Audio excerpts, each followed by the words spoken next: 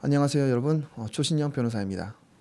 오늘은 여름철에 더욱 기승을 부릴 수 있는 문제점인 몰래카메라 범죄에 대해서 얘기를 나눠보고자 합니다. 최근 몇 년 사이에 화장실이나 탈의실 장소와 같은 몰래카메라가 설치되거나 휴대전화를 이용해서 다른 사람의 신체를 몰래 촬영하는 사건이 반복해서 일어나고 있습니다. 이제는 초소형 카메라나 일상적인 물건으로 위장한 카메라까지 등장하면서 피해는 더욱더 커질 수 있는 상황이 되었습니다. 문제점은 피해를 입은 당사자가 자기 자신이 몰래카메라 범죄를 당했다는 피해자로서의 인식을 하지 못한다는 점에서 문제점이 더욱 큰 것 같습니다. 관련 법령과 처벌 규정에 대해서 확인해 보겠습니다. 몰래카메라 범죄에서 가장 대표적으로 적용되는 법률은 성폭력 범죄의 처벌 등에 관한 특례법, 약칭 성폭력처벌법입니다.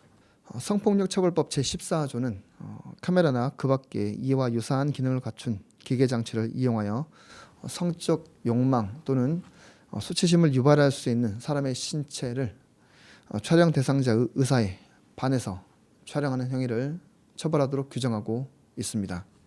우리 법에 따르면 성폭력처벌법 제14조를 위반한 경우에는 7년 이하의 징역 또는 5천만 원 이하의 벌금에 처해질 수 있습니다. 단순히 남의 모습을 찍었다고 해서 모든 행위를 성폭력처벌법으로 처벌하는 것은 아닙니다. 자연스럽게 촬영되어 있는 모습들, 성적 욕망을 목적으로 하지 않은 상태에서 자연스럽게 촬영된 행위까지도 처벌하는 것은 아닙니다.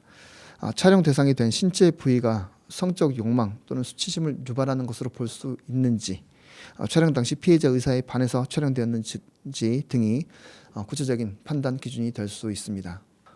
판례 및 실제 사례를 확인해 보겠습니다.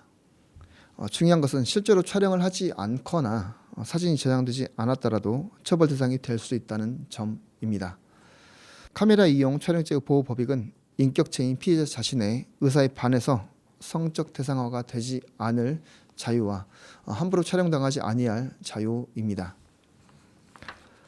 우리 대법원은 휴대전화에 영상이나 사진이 저장되어 있지 않았더라도 카메라 기능이 설치된 휴대전화를 피해자의 치마 밑으로 들이밀기만 하였다거나 피해자가 볼일을 보고 있는 화장실 칸 및 공간 사이로 집어넣기만 하였어도 이러한 행위를 성폭력처벌법 위반죄의 실행에 착수한 행위로 보아서 처벌법 규정을 적용하고 있습니다.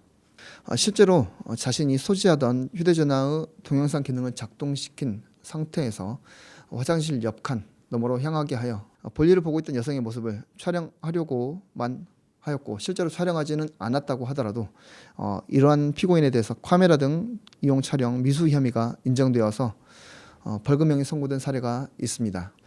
일상 속에서 발생하는 몰래카메라 범죄를 확인해 보겠습니다. 지난 2025년 몰래카메라 발생 건수는 한 해에 7천에서 8천 건 정도로 보았습니다. 역대 최고치를 기록했다고 하는데요.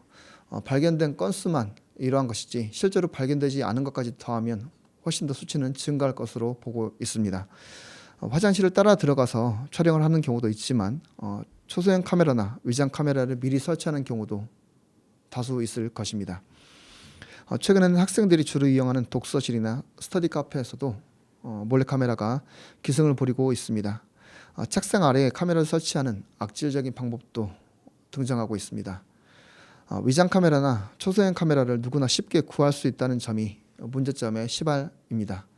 구매자의 신원을 확인하거나 용도를 물어보지도 않기 때문에 마음만 먹는다면 누구나 이러한 범죄 도구로 활용될 수 있는 카메라를 쉽게 구매할 수 있고 범죄 도구로 사용이 될 수가 있을 것입니다. 특히 위장형 카메라의 경우에는 볼펜이나 안경 등 우리가 쉽게 접할 수 있는 일상적인 물건의 모습을 띠고 있기 때문에 문제점이 더욱 기승을 부리고 있는 것입니다. 물론 카메라 판매 그 자체만으로는 문제라고 볼 수는 없을 것입니다. 보안이나 개인의 안전관리, 사생활 보호 등 정당한 목적으로 사용될 수도 있기 때문입니다. 근본적인 문제는 불법적인 목적으로 악용되는 사람에게 있을 것입니다. 몰래카메라 범죄가 우리 사회에서 반복적으로 발생하고 있는 만큼 최소한의 예방책을 마련하는 것도 고민해 볼 필요가 있습니다. 초소형 카메라나 위장형 카메라와 같이 불법 촬영에 악용될 가능성이 높은 제품을 구매하는 경우에는 구매자의 신원을 확보하거나 향후에 구매자의 배송 경로까지도 추적하는 것도 활용될 필요가 있습니다. 제품의 사용 목적을 기재하게 하는 방법도 생각해 볼 필요가 있습니다.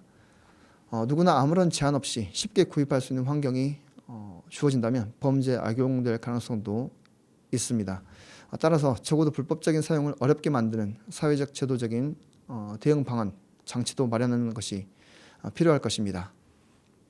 촬영물 유포 문제도 살펴보겠습니다.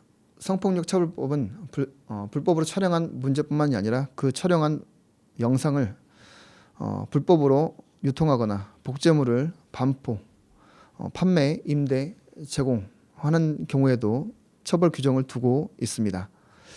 처음에 촬영할 당시에는 피해자의 동의가 있었다고 하더라도 이후 피해자의 의사에 반해서 유포가 된다면 처벌할 수 있습니다. 영리를 목적으로 정보통신망을 이용해서 촬영물을 유포한 경우에는 더욱 무겁게 처벌됩니다. 그리고 촬영물을 직접 유포하지 않았다고 하더라도 불법 촬영물을 소지, 구입, 저장 또는 시청하는 행위 역시도 별도로 처벌 규정을 두고 있습니다. 주의가 필요한 부분입니다. 현행법은 이에 대해서도 3년 이하의 징역 또는 3천만 원 이하의 벌금형으로 처벌하는 규정을 두고 있습니다. 몰래카메라 범죄에 관한 결론입니다. 몰래카메라 범죄는 피해자가 촬영 사실을 미처 알지 못하는 사이에 자신의 사생활과 인격이 침해된다는 점에서 매우 심각한 범죄라고 할 수 있습니다. 단순히 호기심이라는 이유로 합리화할 수는 없을 것입니다. 피해자가 자신의 일상을 살아가는 공간 자체를 더 이상 안전하다고 느끼지 못하게 하는 명백한 범죄일 뿐만이 아니라 사회적인 폐해도 결코 적지 않습니다. 몰래카메라 범죄 행위를 처벌하는 규정을 두고 있는 것은 분명합니다. 다만 이런 처벌 규정이 있음에도 불구하고 범죄가 계속해서 반복해서 이루어지고 있다는 점이 문제입니다. 청소년의 경우에도 이러한 범죄로 처벌을 받는 경우가 적지 않습니다. 청소년을 두고 있는 보호자, 감독자, 특히 부모님과 선생님들의 경우에는 더욱더 경각심을 가지고서 자녀들과 학생들에 대해서 보호와 관리 감독을 해주실 필요성이 크다고 보여집니다. 이상 법률사무소 약속의 조신영 변호사였습니다. 청취해 주셔서 감사합니다.